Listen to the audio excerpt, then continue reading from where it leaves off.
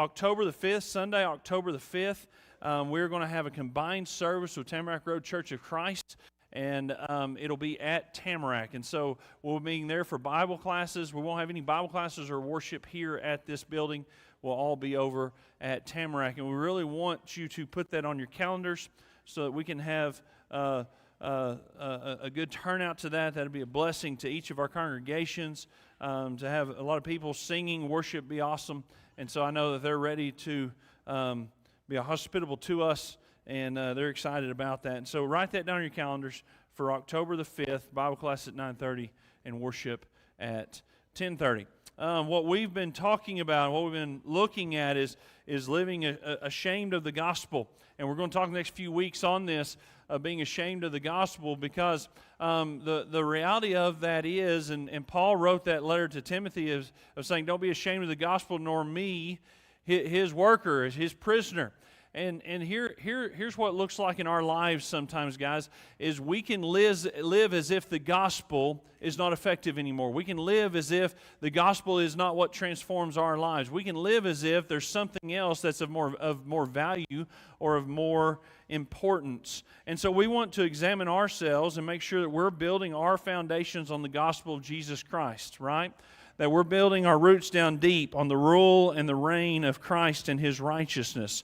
We want to make sure that's our culture here at Elm and Hudson, that we aren't building on anything cheaper, that we aren't building people's lives on anything cheaper, okay?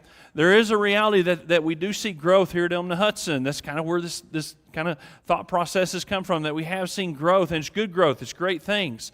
But with growth, we need to understand, we need to get back to and get everybody's minds back on the reality of what is it that transforms, what is it that grows us, and is the gospel of Jesus Christ. There's nothing else. There's no gimmicks. There's no games. There's no entertainment. There's no. And so that's what we should be about as individuals, and then as a community together, as a family or a body together. And the reason is because the gospel is still God's power unto salvation through Jesus Christ. It's still the answer to all the problems that we face in this world. It is still what fills the void that we have in our lives. We can never drift from it. We can't water it down within our homes, within this assembly. This is why we are here, is to proclaim and surrender to the gospel of Jesus Christ. Sometimes I have people ask me, what is the gospel? What's good news, right? It's good news. What's the good news about Jesus? What is it really? The gospel is the rule and reign of Jesus. Okay, is that Jesus is sitting on the throne in heaven, reigning over all things and reigning in righteousness, as He's brought that into our lives through His death and His resurrection. That is the gospel. It is so good, and we need to make sure that we're preaching that we are building our lives upon that. And today we're going to talk about this in view of our worship assembly, right? In view of what we're doing right here and right now. Because this is what I want you to consider today, and this is the question we're going to kick ourselves off with, is this question right here, is what is the purpose of our assembly? And I imagine I would get a lot of different answers, because there's a few different answers, biblically speaking. But when you woke up this morning, what did you think that you were coming to? That's what I really want us to look at, is what did you think you were coming to? While you're sitting here right now, what do you think it is that we're trying to accomplish, that we're trying to do, that we're desiring, or what God's desire for us is in this moment together? Because I think, and don't take this wrong, I'm not going to say it in maybe the best way. I think if we had a right mindset towards what this assembly is about, we wouldn't miss it. Okay? I really do. I think if we realize what this moment is right here, I don't think we would miss it. I don't think that we would think that something was more valuable, whether it be sports or whether it be work or whether it be, I think this moment would be precious, that this moment would be holy, because that's what this moment was created for, okay? And so that's what we're going to look at, because here's the reality is we can live ashamed of the gospel in our assemblies, through our worship. And there's some ways that we do that we're going to talk about, and I hope that it's not something, well, I hope it's something that makes us think, is what I hope that it does. Because if we're living lives that are ashamed of the gospel, Ashamed of the rule and reign of Jesus Christ in our lives. That's what we're talking about. Ashamed of the rule and reign of Jesus Christ. And nobody wants to say that they're ashamed of the rule and reign of Jesus Christ. Nobody would raise their hand saying, I'm live ashamed of the gospel, but the way that we live life sometimes means that we are. And sometimes it can creep into our worship. And so we're going to talk about that. And so hopefully this will be a blessing to us. But what is our purpose? What is the purpose of the assembly? First of all, it's to glorify God. That's the purpose of the assembly. It's to glorify God. It's to make God big. It's to project God and His glory into the world. It's to magnify God. It's to proclaim the Lord's death and resurrection. It's to proclaim the reality. That's why we surround the table each and every week, is to proclaim the Lord's death until He comes. It's to proclaim that He is victorious. That He is victorious over death and He's sitting on the throne. That's what we do here. That's what our worship is about. It's to encourage and equip one another. It's to spur one another on towards love and good works, right? And that's what we're doing, and that's a part of this worship assembly, that it's not just something that's vertical, it's just something between me and God, but it's something that's horizontal. It's something that it should affect not just my life, but I pour into other people in edification, encouragement, and equipping. But lastly, worship. The purpose of the assembly and the purpose of worship is transformation. Okay? Yes, it's to glorify God. Yes, it's to proclaim the Lord's death. Yes, it's to equip and encourage the saints and to be mindful of one another and to build one another up. But the whole thing about worship is transformation. That this moment right here should be something that transforms us and our thinking away from the world. That causes us to be mindful of the things that are God, that cause us to be mindful of the gospel and the righteousness of God in our lives, right? And so what happens when we live ashamed of the gospel when it comes to our worship assemblies is sometimes we let the culture around us slip into the assembly, slip into the worship. Because you see, worship is always meant to be transformative or to transform the worshiper. That means the worshiper is changed by worshiping. Here's what I want us to realize and what I need us to understand today. As Christians, we talked about this in our class, and this comes up quite a bit because, again, it's the theme of the Bible. As Christians, we're always in the presence of God. You didn't come this morning, listen to me, you didn't come this morning to be in the presence of God. God's presence is with you if you're washed in the blood of Jesus Christ. Okay? We got to understand that. We got to realize that. Because this isn't Old Testament. This isn't like the blood of bulls and goats. This isn't temple worship. The church building, there's nothing, listen to me, there's nothing holy about this building except that you're holy and you're in it right now. Do we understand that? That's important for us to realize.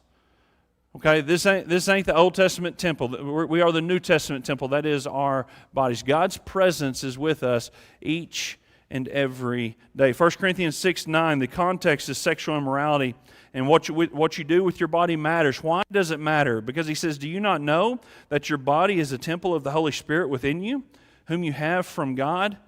He says the Holy Spirit, God, dwells in you. He's with you. He's in your body. So honor God with your body. That's what he's saying in 1 Corinthians chapter 6 and verse 19. In Ephesians chapter 2 and verse 22, it says, in Him, in Christ, you also are being built together into a dwelling place for God by the Spirit. God's presence is with us each moment of every day. The abiding presence of God through His Spirit is an awesome, awesome thing. But worship draws us to that in a profound way.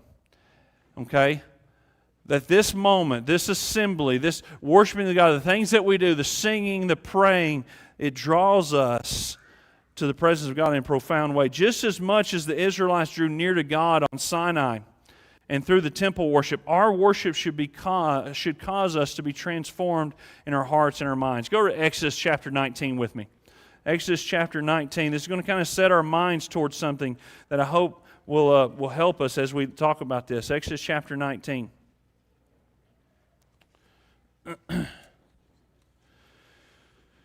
In Exodus 19, God has just saved the children of Israel out of Egypt.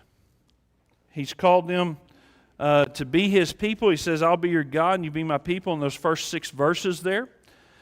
But then in Exodus, 19 and verse 9, look at it.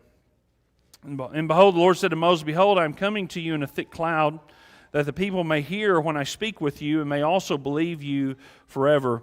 When Moses told the words of the people to the Lord said to Moses, Go to the people and consecrate them today and tomorrow, and let them wash their garments, and be ready for the third day. For on the third day the Lord will come down on Mount Sinai in the sight of all the people, and you shall set limits for the people all around, saying, Take care not to go up into the mountain or to touch the edge of it. Whoever touches the mountain shall be put to death. No hand shall touch him, but he shall be stoned or shot, whether beast or man, he shall not live. When the trumpet sounds a long blast, they shall come up to the mountain. So Moses went down from the mountain to the people and consecrated the people, and they washed their garments. He said to the people, Be ready for the third day. Do not go near a woman. On verse 16, on the morning of the third day there were thunders and lightnings and thick cloud on the mountain and very loud trumpet blasts. So all the people in the camp trembled. Okay? Here's why this is so important, is because we're going to look at something that I need us to understand, that we do live in the presence of God every single day. But there is something about worship. There's something about standing in the presence of God. In Exodus 19, it's really a sobering picture, but it's a beautiful picture of God coming down to earth, and like the earth almost breaks in two. A holy God coming to an unholy planet, if you will.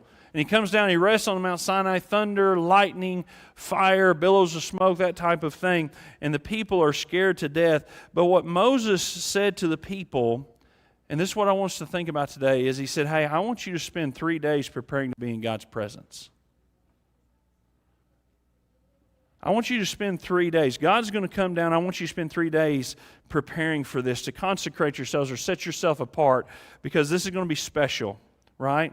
I want you to wash yourself and your clothing, because this isn't going to be some ordinary moment. This is the moment, listen to me, this is the moment where heaven meets earth. And so I want you to prepare your minds for that, because it's going to be a big moment. The temple worship was the same thing. When the children of Israel, when they came to the temple, they had to prepare themselves. They had to set themselves apart. It wasn't just something that they did lackadaisically. It wasn't just something that they did without any thought process. It wasn't something that they did on their own terms. No, you washed yourself. You washed your clothes. You wore special clothes. You presented a sacrifice, and you walked into the court, or the courtyard, or the front door of God's house, right? That's what the temple worship was. But you just didn't flippantly walk into God's presence. It was something that was special. It was something that took thought. It was something that, honestly, that they prepared themselves for. I want to ask you a question. This is just a question. It's just a question so we can think about things. When was the first time that you thought about coming to church today? When was the first time that came to your mind, that we have church Sunday? When was the first time that you thought about what you would wear? Which, you know as well as I do, we don't wear suits or tuxedos or fancy dresses. We want you to come as you are, right? But when's the first time you thought about it? Was it this morning when you woke up? Maybe it was last night.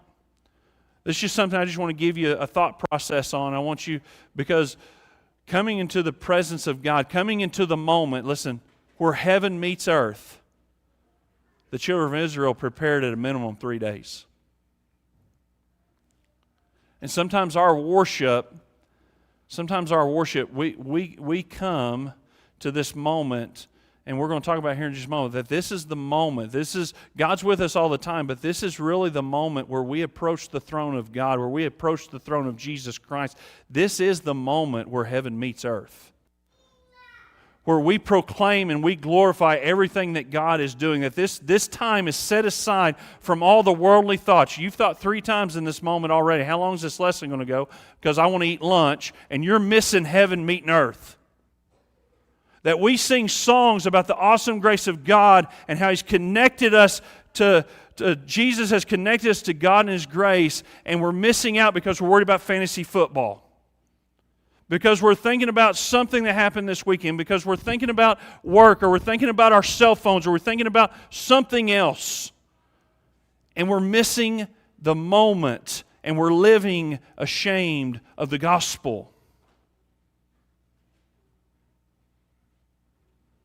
do we understand this moment right now? The children of Israel, they were taught to understand the moment when they would go meet God and approach His throne of grace.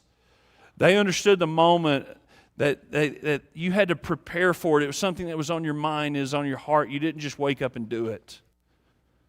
3 days at a minimum. You see, temple worship and Old Testament worship, you prepared yourself, you brought your sacrifice, you examine yourself, and our worship draws us to the same thing. It draws us to the glory of God, to the presence of God. Go to Hebrews chapter 12. Hebrews chapter 12. In Hebrews chapter 12, the context of Hebrews is, and what he's writing about is they are rejecting Jesus. They're rejecting the gospel. They're rejecting the fact that Jesus is the one sent by God, that He's greater than Moses, greater than angels. He's the very Word of God. He has come to save them, that He's come to fulfill all of the Old Testament, that He is the fulfillment of that. And they're rejecting that because of persecution. They would rather have comfort than Jesus. That's the idea. And so He tells them, don't reject it. Don't reject the gospel. Don't reject Jesus in your life. Look what he says here in Hebrews chapter 12 and starting verse 18. He says, don't reject it. Why? Because you've been given a king and you've been given a kingdom. For you have not come to what may be touched, a blazing fire and darkness and gloom and a tempest and the sound of the trumpet and a voice whose words made the hearers beg that no further message be spoken. That's Exodus 19. He's telling them, you didn't just come to this holy moment where heaven meets earth. No, you came to the moment, Jesus Christ. For they could not endure the order that was given, if even a beast touches the mountain, it shall be stoned. Indeed, so terrifying was the sight that Moses said, I tremble with fear, but you have come to Mount Zion, and to the city of the living God, the heavenly Jerusalem, to innumerable angels in festal gathering, and to the assembly of the firstborn who are enrolled in heaven, and to God, the judge of all, and to the spirits of the righteous made perfect, and to Jesus, the mediator of a new covenant, and to the sprinkled blood that speaks a better word than the blood of Abel. Guys, we've come to a greater moment than the moment when God came down on Sinai. We're part of a kingdom. He's talking about the church, the universal church, the saved people of God. That's what he's talking about. But that's what we're looking at, we're commemorating in this moment right now. We're in that moment where heaven and earth meet. That's what the gospel is producing. That's what's produced in us and through us and for us. And it's such a beautiful picture. Revelation chapter 19, it actually shows us a few different pictures of it. Revelation chapter 4 shows the throne room of heaven and the whole world encircled around it and giving God and Jesus Christ the glory, right? Revelation chapter 19, it shows a great rejoicing in heaven and a great rejoicing of the marriage of the Lamb to His bride. And the context, sorry, I couldn't think of the word. The context is looking at what God has done in His world, but it's this great rejoicing in heaven and within the church in the glory of God and what He's doing in this world in that moment of revelation. And here's what I want us to understand is that is what worship is. That's what this assembly is. Yes, it's glorifying God. Yes, it is proclaiming the Lord's death. Yes, it's encouraging and equipping one another. But yes, it is the very place. It is the very place. Worship is the very thing that draws us to the throne room of Jesus Christ. That we are approaching right now, we're approaching the throne of Christ. That worship is the connection point between heaven and earth. That worship draws us to Jesus' rule and reign, not just over our lives, but over the whole world. And so when you take the Lord's Supper, you're proclaiming Christ's victory over sin and death. You're proclaiming His kingship over all things. Worship draws us to His holiness and our commitment to be holy as He is holy, spurring one another to live like Him and for Him. That is what worship is. That's what the moment is. That is what the gospel is producing in our worship. It's drawing us to the reality of heaven. It's drawing us to Christ's kingship and our surrender to Him.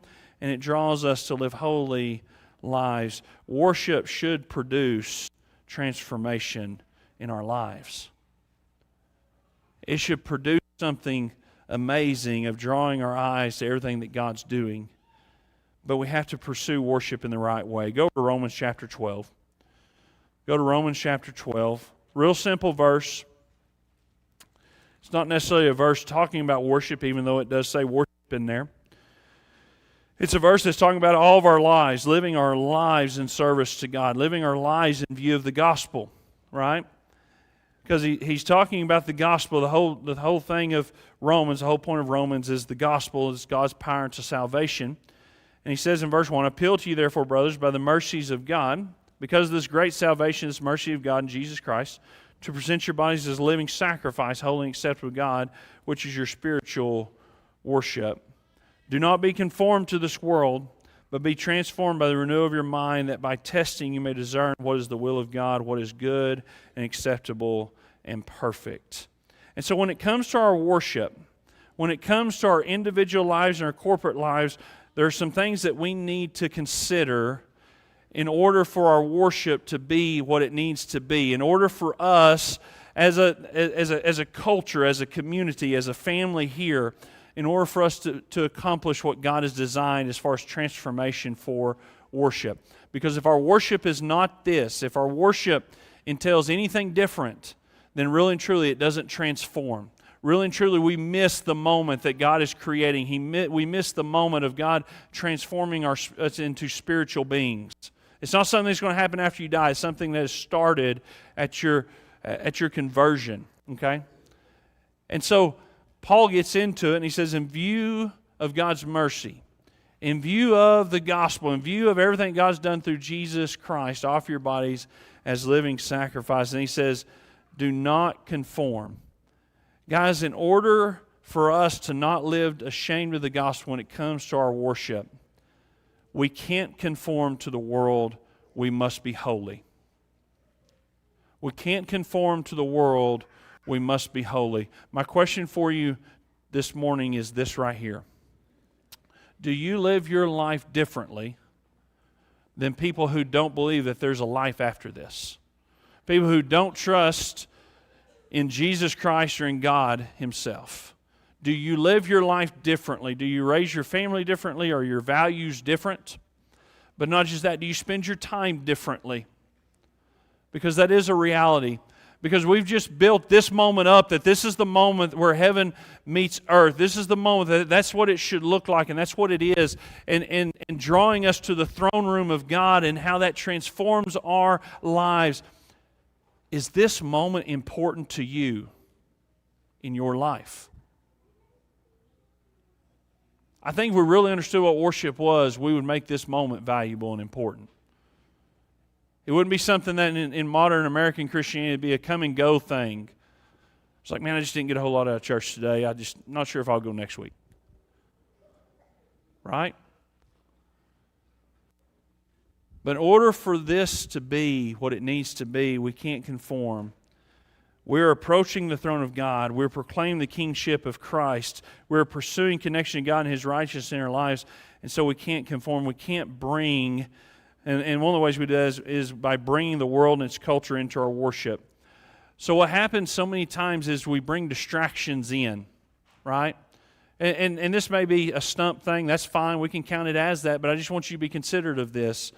When we bring distractions, when we bring the world into this moment, when we bring the world into this experience, when we bring the world into this time of worship where heaven and earth meet, when we bring the world into it, and let me tell you what I mean by that, when we bring the distractions of the world, the things that you woke up with, the worries that you woke up with, that you're worried about what you're going to be doing this week in work, you're worried about a baseball game or a football game, you're worried about something right here, you're worried if the preacher's going to go overtime, you're worried about what you're going to eat lunch. You're so distracted that you can't even see what God's doing in your life.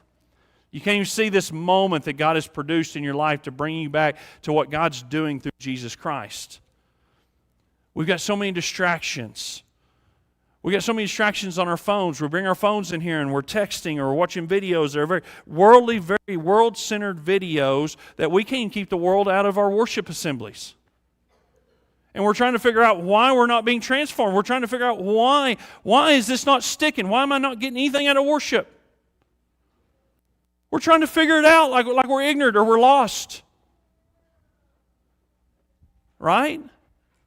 We're trying to figure it out.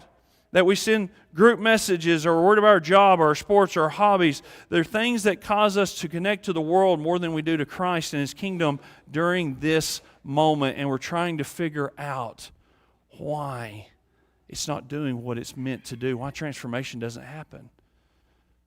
Guys, if we're not living unconformed, if we're living conformed to the world, then really and truly we're living ashamed of the gospel. We also do it by living unholy lives, approaching the throne of God with mixed affections towards His will and sin. What I mean by that is, and you know this on a personal level, this is not something that I can talk for the whole group or I can even talk for any of you. I can only talk for myself. That you and I know whether we are pursuing God's righteousness in our hearts. Did you know that?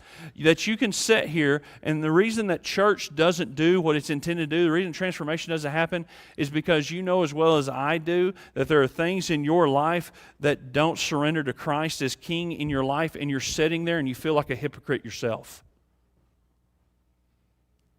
That you know you're not pursuing righteousness. You're thinking right now of something that doesn't align to God, and you have no aspirations of changing it this week. And so when the outside doesn't conform to the inside, the gospel doesn't transform us, and this moment doesn't do what it's supposed to do. You see how unholiness affects us in such a big way. Guys, if you're pricked to the hearts and you seek change, seek that change. But you know whether you want it or whether you don't. You know whether that vice that you've been struggling with, that you're going to go right back to it as soon as you get the moment. You know where you're at. No one else does. You know whether you're fake on the inside and the inside and outside doesn't match up. And so this moment doesn't do what it's supposed to do, and we live ashamed of the gospel. Sometimes we approach church and we want this to be entertaining. We want to feel good. We want to feel some sort of something. And so if you don't get that out of the lesson or if we don't get that out of the singing, we just want to be entertained. We want to be made to feel good. That's a cultural thing. That's when we're bringing the world into the assembly, right? So entertainment. When Paul wrote and he says, hey, in view of this, that we live as living sacrifices, that we live in total surrender, total death to self. And when we do that, we live in view of the gospel and not ashamed of it. And then the second thing is this, he tells them to be transformed. Don't conform to the world. Don't bring the world in. Don't let the world conform you individually, collectively, but be transformed. Be changed. Be changed by being here. Be changed in the presence of God and Christ on the throne. Be changed by the renewing of your minds. And what that means, it's a mindset that's renewed by Christ. It is His kingship that we're living for. This moment shines the light on that. This moment fixes our minds on Him and His will for us. What I mean by that is if we will hold on to this moment, if we will plug into this moment, if we won't live ashamed of the gospel, this moment will change your work life, your family life. It'll change how you raise your kids, how you spend your money. It'll change your entanglement to the world. It will change everything about you. If we'll stop conforming, if you'll stop holding on to the world and let this moment truly change you, it will. There is no one that I read about in the Bible that came into the presence of God, that approached God's throne or saw God on the throne or like visualized God on the throne, that it didn't change them forever. But our job is to stop conforming to the world. Our job is to quit thinking like the world and to surrender our lives so that God can transform us. Don't be conformed, be transformed. It's transforming, this moment can transform our thinking from the world to His. What is good, what is acceptable, what is perfect in His sight. You see, guys, There's two things about this moment. When we think about being ashamed of the gospel when it comes to our worship assemblies, there's a lot of ways that we can live ashamed of the gospel. But they all boil down to one thing. They all boil down to that I look more like the world than what I should. That I have a mind of the world that I shouldn't. And so we're trying to figure out why we don't look more like Jesus each and every day. And it's because when we approach God's throne, we've just brought the world in with us. Here's my questions for you. This is what I'm going to leave you with, and I hope that it blesses you. When you thought about coming here, when you thought about today, and you thought about this moment, did you realize that you're approaching the throne of God, that you were approaching God or approaching Christ seated on the throne? Was that your mindset? I want you to go read Exodus chapter 19. I want you to go read, I didn't write them down, but just all those places where it shows of men who stood in the presence of God. And I want you to think about it that in view of us, not a fear thing, but a holiness thing. That we realize how holy this moment is. Did you realize that you're approaching the place where heaven and earth meet? Is that what this is to you? Now, we can say it's somebody else's fault. We can say that the song leader didn't sing the right songs, or we can say he was off key, or we can say Daniel's message was terrible. He went way too long, and I was worried about lunch. We can say a lot of different things, but really and truly, deep down, did you realize that this is the moment where heaven and earth meet? This is the moment where a lot of people on Sunday morning, they gather together, they sing praises to God, they raise their voices, they pray to God, they just cry out to God in their pain and their suffering and their hurts, and they're crying out that the rule and reign of Jesus Christ will be manifest in a more way in this world. Do you realize this moment? That's what's going on right now. Did you realize that when you got up this morning? And did you come with a mind that was ready to be transformed and changed forever? Guys, sometimes the reason that we don't look like Jesus is because we lived ashamed of the gospel right here. It's because we don't ever clear our minds enough to realize He is our King that's leading us into the righteous life that He's called for us, that He is victorious and conquering everything, and we won't let go of the world long enough to let this moment change us. This is something that if we have the right mindset, it's not entertainment, it's not music, it's a moment that I, as a congregation of people, get to sit and the gates of heaven are opened. And I get to cry out and proclaim how awesome God is because His Son is seated on the throne. And so the question I have is He seated on the throne of your heart? Is He seated on the throne of your life? Is He seated on the throne of your mind? And only we can answer that personally. Many of us have seated Him on the throne by being washed in the blood of Jesus. If that's where you're at, you're like, man, Jesus isn't my King. I don't understand His salvation. Jesus came and He died for you and He shed His blood for you. And He told us that anyone who believes in Him, repents and is baptized, that He will take their sins away and He'll plug them into God. Many of us have done that. That's good news. That's the power of God into salvation. But are we continually living that with Him as our King? And do we manifest Him as King, and do we promote Him as King in this moment right now? By our presence, by our mindset, by our sacrifice, by our not conforming to the world, are we allowing Him to transform our lives into the image of Himself? Let's not live ashamed of the gospel, because it's still God's power and salvation.